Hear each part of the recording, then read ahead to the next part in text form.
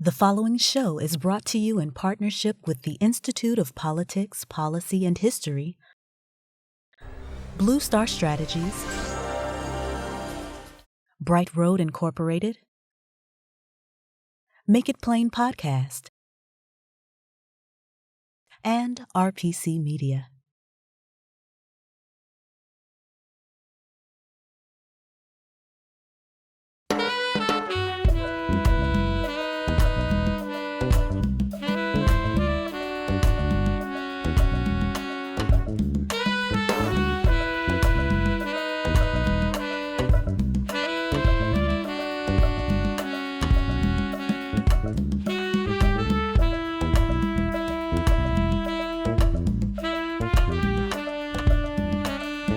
From the campus of the University of the District of Columbia, this is State of Play. Welcome to State of Play. Our topic today is Black pain and trauma associated with injustice and social injustice in America. And with me is Karen Tramontano, and joining us later will be the Reverend Mark Thompson. But to get us started, we have Brandon Jones, who is a psychotherapist at the Metropolitan State University in St. Paul, Minnesota. Wonderful to have you with us. Thank you for having me. I'm looking forward to today's conversation. Now, you've done some interesting work, and within that body of work, you appear to make the connection with the trauma of today with the slavery, even the Middle Passage of yesteryear, that they have a residual impact on the trauma of today. Absolutely. Slavery and the things that have happened after slavery have a huge impact on what we see today within the African American community. Now, from what U.S. records state, American chattel slavery started in 1619. And from then to 1865, we had what we know as chattel slavery, where Africans were enslaved and became what we know as Negroes, but were enslaved and cultivated a culture of being enslaved and degraded into a lower class system to become the labor force within this country. Once that ended, what ended up happening is we had segregation and what we call the Jim Crow era. We had about 100 years of that, and towards the end of that, in the 1960s, when we kicked off the Civil Rights Movement. So at this point, you have Black folks who are sharecroppers, Black folks who are most likely in the South, who are working lower jobs, don't have a lot of education, don't have a lot of money, but they own a little bit of land. But what ended up happening is our economic system shifted in the United States. And once that shifted, the jobs moved north. And we got into industry, steel, lumber, things of that nature. We had big, massive warehouses. And then the Black folks migrated north and west to work in those areas because we were the skilled labor. But they were met with what? European immigrants who also were skilled labor, who were leaving the continent of Europe to come here for a better life. And that created racial tension. And that's where we see the invention of white. And the invention of white had what? The dehumanization of Black folks. So as we cultivate these European nationalities into this idea of white, a race, now we have to have an enemy so we don't fight amongst ourselves, which ultimately became Black folks. And then from there, we get Black folks being urbanized, which we were conditioned to be a rural people. And we started to see what? The crack epidemic happened. And we see how that hit our community very hard and very detrimental to a lot of Black families until what we kind of have manifested into today, where we can call it kind of the citizens' right era, where we're just saying things like Black Lives Matter. And in all this, through this 401 years of struggle, no one has really questioned the mental health of Black people and how do we heal and maintain our well-being in a society that seems to be against us in so many different elements. Who was the person who established, or who at least had recognized person who established the causal relationship of the Middle Passage and slavery with the trauma of today so that the world of academia recognized it? Yes, towards the end of the 1960s and the 1970s is where you start to see Black professors, Black folks who are in psychology step up. Dr. Joseph White, Dr. Naeem Akbar, Dr. Francis Cress Welsing. And then later on, you get people like Dr. Wade Nobles and Dr. Amos Wilson, who are saying, look at this. Look what's happening in the Black community. There's something going on here. This isn't just, Black people are inherently violent, brutes, rapists, things of that nature. No, there's something that has happened to this collective group of people that is affecting not just their mental health, but also their culture. And we have to look at it in that light. They really put a cultural emphasis and a cultural base and looking at the ethos of African Americans and what we need for our healing. Professor Jones, what you've just described is nothing short of horrific. How did Black families survive? How did they cope? If you look at African American culture, you have to say, what is African American culture? You have to say it's been a response to being dominated in a white supremacy culture. So literally, Black Americans have cultivated culture being responding to white supremacy and racial terrorism. So how have we coped? Well, we've had some great tools like religion. It's not a coincidence that most Black Americans are Christians. That is the religion that was imposed upon us once we got here into this, this area of the world. And that's been one of our main tools for our well-being is our faith. And we've kept that throughout those 400 years that I talked about, even till today, even though many members of our community aren't as connected to the church, it's always been there. But we also have always been a resilient and responsive type of people. So, I always say, before social workers were created, we already had those in the community. Those were the grandmas, the aunties, the uncles, and the cousins who took in kids when things got tough, who sent people to live in different cities with family members because we had to take care of one another because we didn't have another choice. There wasn't any insurance companies during that time where you can just go and get a session. If you had a mental health issue and you were not sent to an asylum, you were just stayed in the community and folks had to quote unquote deal with you the way that they needed to. So, it's interesting when we talk about coping that we've always had religion as one of those things, but we also leaned on community to support one another. And then you also have the non-constructive things also, like drinking alcohol. Alcoholism is one of those things that no one ever talks about, but it is a detriment to our community. Professor Jones, you've been in the Minneapolis-St. Paul area for some time. Could you tell us what is the status of the Black community's mental health given all that's been going on in the Twin Cities these years? Yeah, the community is in a heightened emotional state, unfortunately. We have great activism here, and I'm very appreciative of their efforts and their work.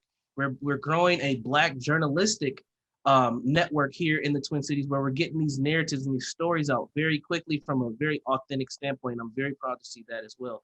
And we now have a budding African-American therapeutic support community that's growing here as well, because we know that the trauma going on here is very significant.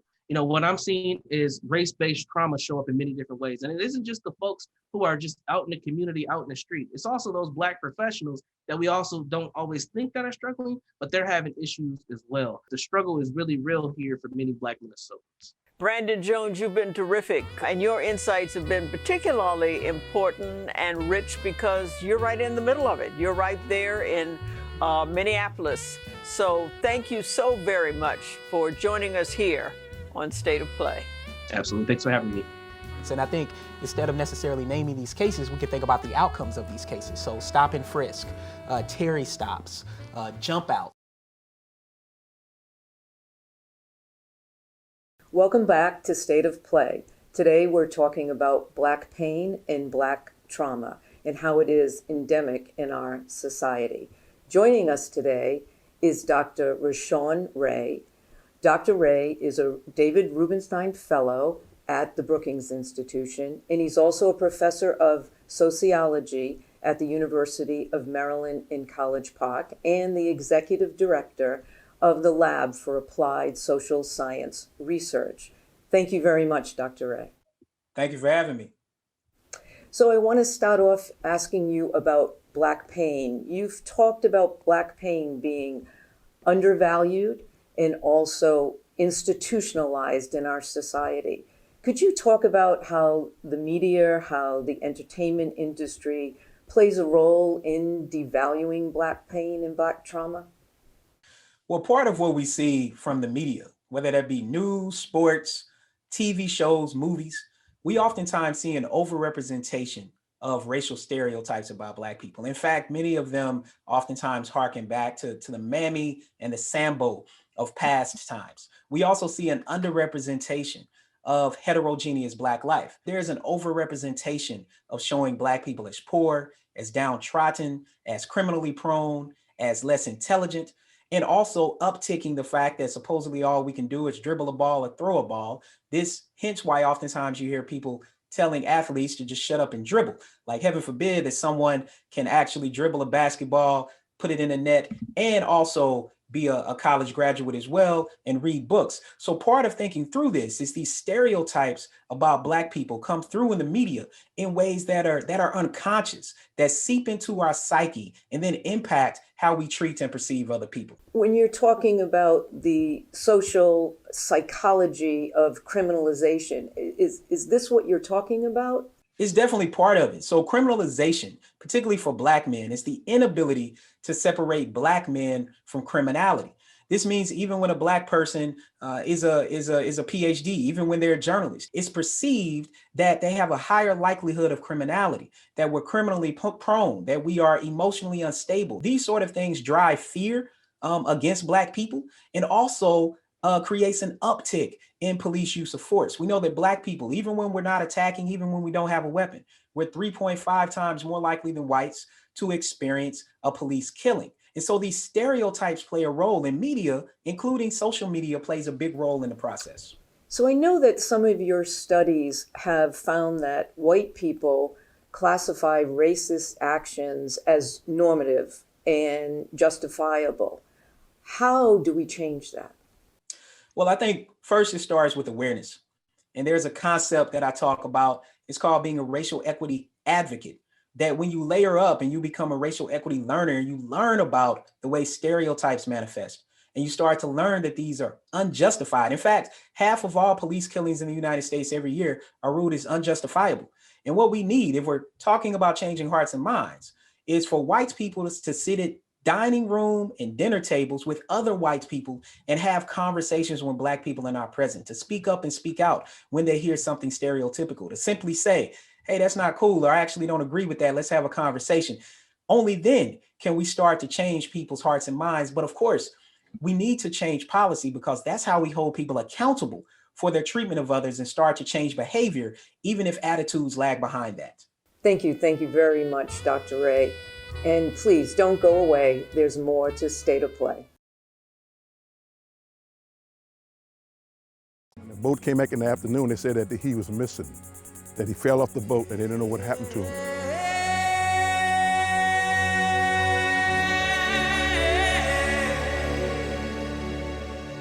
The people that he was seen with last said that they had gone hunting and that Nate fell overboard and drowned, fell off the boat and drowned. The young lady said she saw him struggling with two guys. And she said she saw the whole thing as he was struggling. And they got on the island, that he was wrestling with the guys and he overcame them and threw them in there, threw them down and started running toward the water. He was in the water, but we found a small caliber hole in him. And they had to be quiet. That's what it said. We have to be quiet. At that time, if a white man said you fell overboard, you fell overboard. Welcome back to State of Play. The countless modern-day police lynchings we see these days are captured on video. But there have been thousands for over a century here in America that weren't captured on video. We're going to talk about one such story and the effects generational trauma has on us all. We're happy to have with us today the Reverend Philip Allen Jr. He's the author of the book Open Wounds, and he's also made a film of the same title, Open Wounds, about the lynching of his grandfather in South Carolina. Reverend Allen, welcome to State of Play. Thank you for having me. Glad to be here. So tell us about your grandfather. This was in 1953, and you have found evidence that he was actually set up to be killed by his white employer, correct? Yes, sir. In 1953, and this is coming, I got this information from beginning with family members, because over the years, no one ever talked about it. And so I began to ask questions, ask around, and I found out that my grandfather was killed by his employer in 1953. My grandfather worked on the shipping boats, the fishing boats. He was a seaman. He had an argument with his boss, and he got the word that it was okay to come back to work. His boss sent the message. He came back, trusting that it was okay. He got on a small boat with two white guys, I guess co-workers. They went across the river to a small island we call Goat Island. He gets on the island and his boss is waiting there with a shotgun. And he begins to wrestle with the two white guys who are trying to hold him. And he got away from them. And being a man of the sea, he could swim well. He was in the Navy. He's a Navy veteran. He could swim very well. And he tried to make it to the water, and he got shot in the back of the head. And the death certificate says accidental drowning by the medical examiner, and that he fell off the boat and he drowned. And his body came up on shore a few days later. But you had relatives, in fact, and other witnesses who saw the bullet injury to the head, correct? So there are at least two witnesses, the funeral director and my great-grandfather, that saw this bullet hole. Supposedly, there's also a woman that saw two white men struggling with a black man, my grandfather, as well, who said nothing, reported nothing. So there was no investigation. What motivated you to go and unearth this history and publish it and tell us all about it? Yeah, I was curious most of my life about my grandfather. I had heard some stories outside of my family, but my family never talked about him. My grandmother never talked about him, literally not one word. My father never talked about him. There were no pictures of him. I didn't know what he looked like until 2015 when my uncle passed away. I was at Sundance Film Festival, and I watched a film called Always in Season about a lynching of a young, it's about lynching, but it was about a story of a young black kid in Bladensboro, North Carolina, about 7-8 years ago now, who was, his body was found hung. The details of that story were similar to the details of my grandfather's story. And so when I shared that at a forum at Sundance, many people suggested that I do a film. I was going to write a book about it, but they suggested I do a film, a short film. I wanted to redeem the honor of my grandfather's name, because he's a veteran that his name will be forever dishonored with that lie on his death certificate. What was the impact on your grandmother and other family members specifically? Specifically, obviously, they were all traumatized, but talk to us a little bit about that. Yeah, my grandmother, I only knew her in that post-murder traumatized state. One of her brothers told me in the making of the film that event changed her. So you could see it in her body language, her posture, her facial expression, that she was carrying something with her. My father, he was 2 when his father was killed, and he found out at 9 how his father died. And the man who killed him, my grandfather's employer, lived a few doors down from them. My father used to play with his kids. So from 9 on, my father was admittedly an angry person. And so his medicine was violence, and then later substance abuse. And so I grew up in a home of domestic violence and never understood where that violence came from. You've sought therapy for this generational trauma. What advice would you give to others who are watching who may be dealing with something similar, beginning with finding out more about what may have happened to a loved one, and then what they should do about treating the trauma, either through therapy or whatever else? Yes, I sought therapy for some things that were going on in my own life personally, apart from this. But these things come to surface when you're talking through and you're processing. So my advice to people is, first, doing the research can be therapeutic because you're getting to the truth. It's painful, but you're getting to the truth of what happened, and no longer stuffing that away as a secret. Mm-hmm. And so what happens is it empowers you, because now you're able to now tell the narrative. It has been therapy for my dad to talk about his father with his son. He's never had that space in his life. So to give him the space was not only helpful for me, it was healing for him, and it was healing for our relationship as well. How are you affected when you see videos of some of these modern day lynchings at the hands of the police? How does that affect you? It's re-triggering. When I see George Floyd, I see Trayvon, I see Rodney King, I see Eric Garner, Emmett Till, I think about my grandfather. I imagine the lynched Black bodies. So I don't just see an individual, I see the lineage. And so it can be very burdensome. It can be heavy every time you see another video. And so what if today you were to have an encounter with the police? How would you handle that? I've been in those situations, the things you see on those videos. I've been in those situations that didn't happen to lead to my death or my beating, but I've encountered those types of officers who've abused their authority. And I remember the rage I had to hold on to in that moment. Yeah. And I don't know, I would hope that at 47, I'm composed enough to not allow them to take me there. But I can't answer that question, honestly. Hopefully I never have to deal with that. Yeah, well, it's an unanswered question for most of us, and one we really should not have to contemplate answering. Yeah. Something has to be done. And of course, folks, when we talk about reparations, we're not just talking about enslavement. We're talking about victims like Philip Allen Jr.'s, the Reverend Philip Allen Jr.'s grandfather.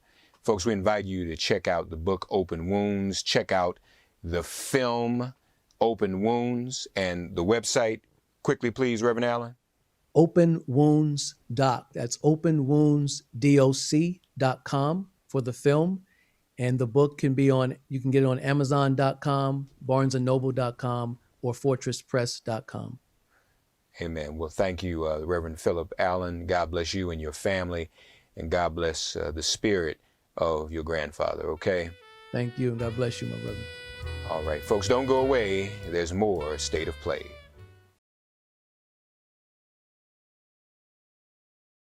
Welcome back to State of Play. Our topic today is racial or Black trauma and pain. And now, to help us understand how this is impacting the youth of our society, we have Dr. Keneisha Sinclair-McBride. She's an assistant professor of psychology in the psychiatric department of Harvard Medical School, and she also is a practicing psychologist at Boston Children's Hospital. Thank you so much for being with us. Thank you for having me, Mayor. So in your teachings, as well as in your practice, you focus on the pain, especially among young people. Has there been a heightened sense of pain among young people because of recent events? I would definitely say that the answer to that is yes. Given the implications of the pandemic, the police brutality and violence that has been kind of broadcast out around social media, a lot of children are experiencing heightened levels of mental health concerns. And so that's something that I'm dealing with both in my practice and with supervising trainees. Would you say that absorbing these images, absorbing these realities has had a particularly traumatic impact upon young people of color?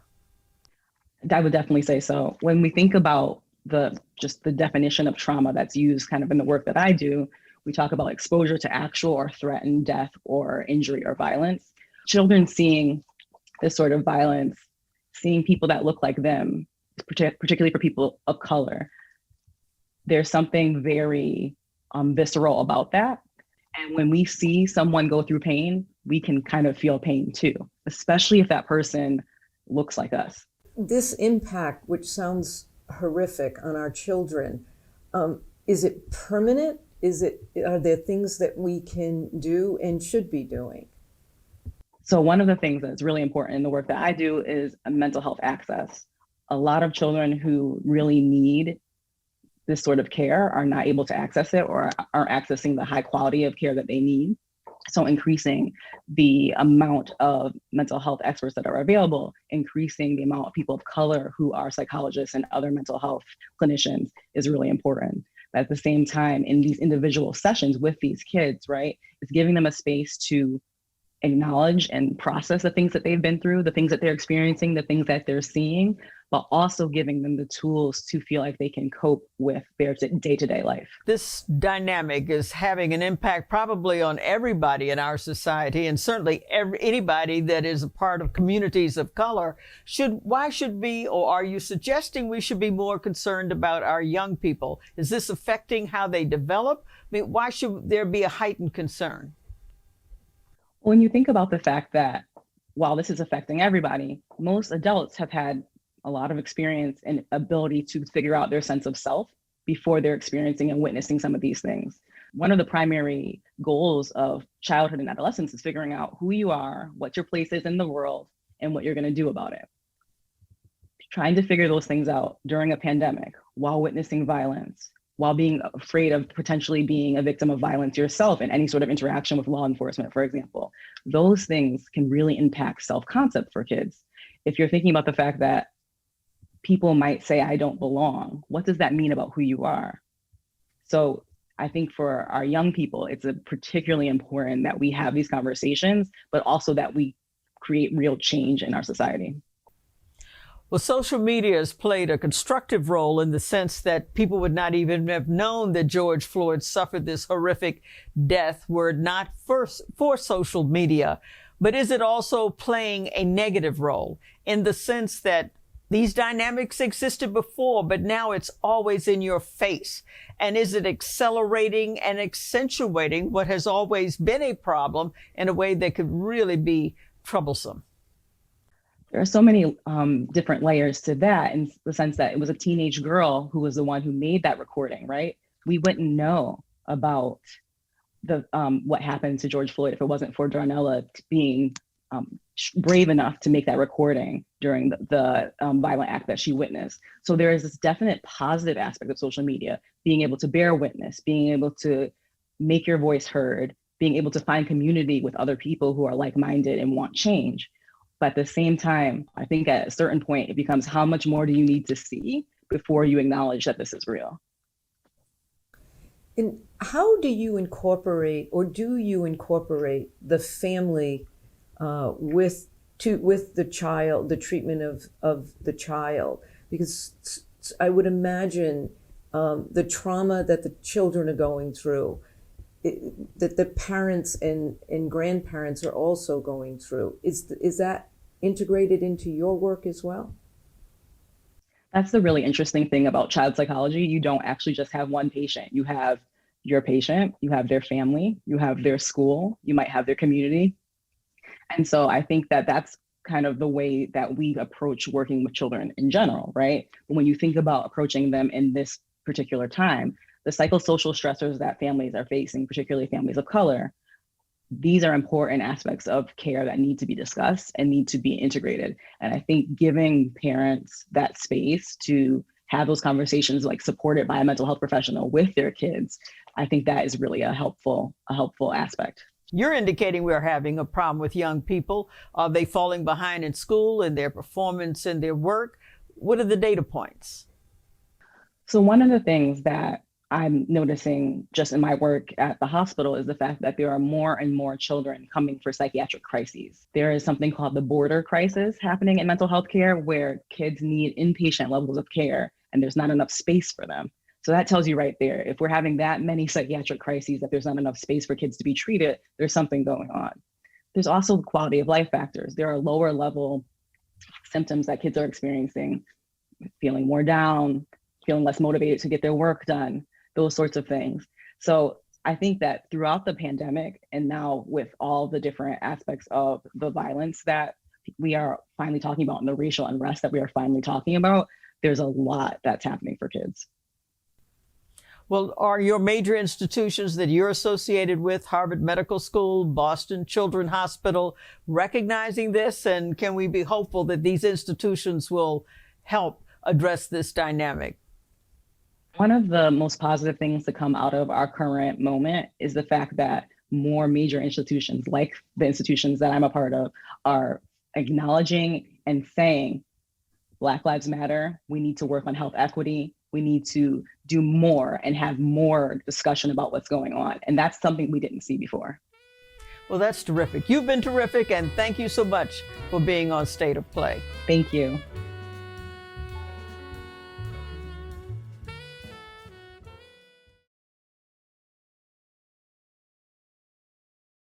Welcome back to State of Play. As you know, our topic today is racial trauma. And we're very lucky indeed to have with us Dr. Richard Orbé-Austin. He is a partner, co-founder of Dynamic Transitions Consulting. And he is somebody who really focuses in on racial trauma. Thank you very much for being with us. It's my pleasure to be here, Mayor. So your practice actually also very specifically focuses on racial trauma. Is that correct? Yes. So one aspect of the work that I do focuses on helping individuals to heal from racial trauma. So when they come into your office, do they come knowing that that's what they're experiencing, or do they more typically come in with other issues and then that's what you diagnose? Exactly. So they typically come in with other issues. So the bulk of my practice is focused on leadership development, career advancement. So I will see a variety of different professionals. Last year, unfortunately, after the murder of George Floyd, a lot of these clients came in talking about their distress related to seeing the video. And so then I began to talk to them about this issue of racial trauma and what that actually means relative to the experiences that they were having. So what are the type of symptoms someone might have if that's what they're experiencing? Sure. So when I talk about racial trauma, it is the cumulative effect of racism on one's mental and physical health. And it's very similar to PTSD. So when a client comes in, they may be complaining of everything from sleep disturbances, not being able to sleep, or having nightmares or flashbacks of their own incidents related to, in this case, being confronted by the police, hypervigilance to threat, being able to feel more heightened, so they're more angry, they have more symptoms of depression. These are some of those typical types of symptoms that we see when someone's dealing with racial trauma. Does your profession recognize it in the way that you do, as a source of a problem? So the American Psychiatric Association, which publishes the so-called gold standard of diagnostic manuals, the DSM, does not recognize racial trauma as one of the experiences that categorizes and qualifies for a PTSD diagnosis, which is a challenge. And even though this year the APA acknowledged that racism is a public health threat, it still hasn't necessarily recognized the fact that racialized violence and the aftermath of that is traumatic and should qualify as one of the ways to apply PTSD diagnosis. So if I come to you and you say, okay, this is what you're experiencing, how do you help me? How do you work, help me get through this and cope with it?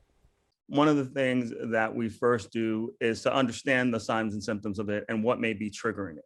So first, we have you talk about the emotions that you are experiencing related to it. As I said, it could be anger, it could be fear, it could be worry, could be concern. So articulating the emotions around the experience is critical. And then two, really thinking about, well, what are the particular triggers? Is it being on social media too much? Is it talking about it too much?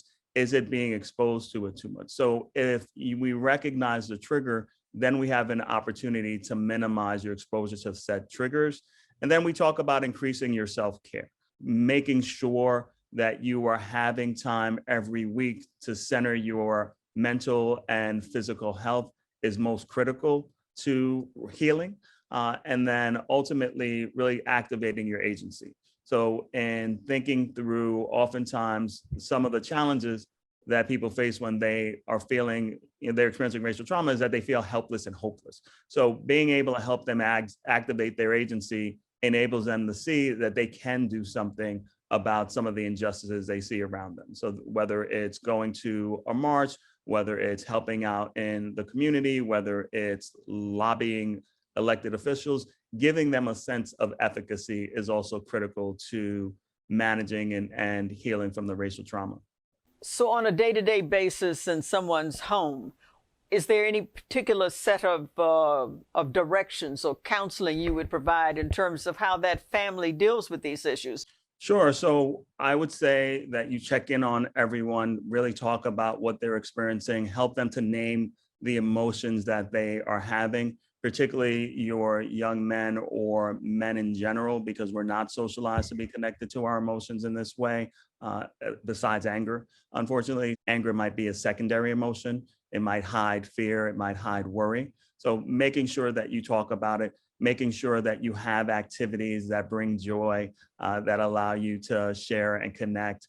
If someone's having a harder time about it, possibly exploring the need to go to therapy and talk to a culturally competent professional to help you to heal as well. One of the things that I also, in doing this research, I found, unfortunately, is that Black adolescents are experiencing discrimination in hidden ways that we're not even mindful of. So there's a 2020 article from the Journal of Applied Developmental Psychology that said that Black adolescents are experiencing discrimination 5 times per day, mostly online. And so being able to talk to your children about what they're being exposed to online, I think is also challenging, but I think so critical in this moment. And you think this process not only teaches people or helps people to cope, you also think it helps them to become more empowered. Right. And so I use this term healing a great deal. And when I talk about it, it's in this context of both being connected to your experience, being mindful of the ways that you can cope in a healthier manner, not having you fall into hopelessness. So that's, I think, one of the critical aspects, and one of the things that I think was very exciting to see last year when people were protesting and taking all types of actions to really protest and challenge what happened in Minnesota. So how would you analyze America? That is, I know you deal with individual patients, but the collective of America. Where do you think we are psychologically now that we've been dealing with George Floyd and so many other events? When we talk about actual full healing, this country needs to be able to take account and really speak to how much they've traumatized those individuals of African American descent, and those individuals, quite frankly, of other ethnicities as well. So being able to take account is not just through words, but through actions, being able to really talk through what we need to make this truly an inclusive society is where we need to go next. The unfortunate thing about what happened, clearly people were relieved and some celebrating with the Chauvin verdict, but then hours later, we find out another young Black teenager was killed in Ohio. So it's not going to stop, unfortunately, until we as a nation begin to understand the trauma that everyone is experiencing and how to, as a nation, listen to and take action for all of it. So one last question. Is there an example of any other type of comparable circumstance in the American experience where we did address it collectively? Right. So clearly, when the slaves were freed, clearly when Jim Crow ended, those were moments that we felt like we were making progress. And the challenge is sometimes we give ourselves too much credit for progress and not really getting to the outcome. So I think about when apartheid ended in South Africa and they had a Truth and Reconciliation Commission. That's what I view needs to happen here. That we really, when I talk about taking account, it's really being able to put it all on the table and discuss it from beginning to end, the hundreds of years of oppression, racism, systemically institutionalized. That, I think, is where we need to go next. So it's not just these moments of time where we feel like, oh, okay, we've done something. The progress is no longer enough. We need to get to the final outcome of taking a full accounting. Well, that's terrific. It's wonderful if America could have that type of catharsis, but we're the home of fast food, so I don't know whether we have the patience for it, but we'll hope we do. Well, you have been a wonderful source of reflection and insight on this one very critical, compelling topic of racial trauma. So thank you so very much for being a part of State of Play. It's my pleasure. Thank you for the invitation.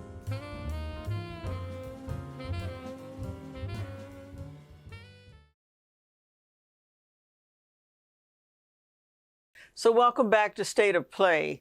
Karen, Mark, and I have been having a tough conversation about Black pain in America, trauma as a result of so much violence visited upon members of our community. We heard from Dr. Keneisha Sinclair-McBride how it's impacting even our young people.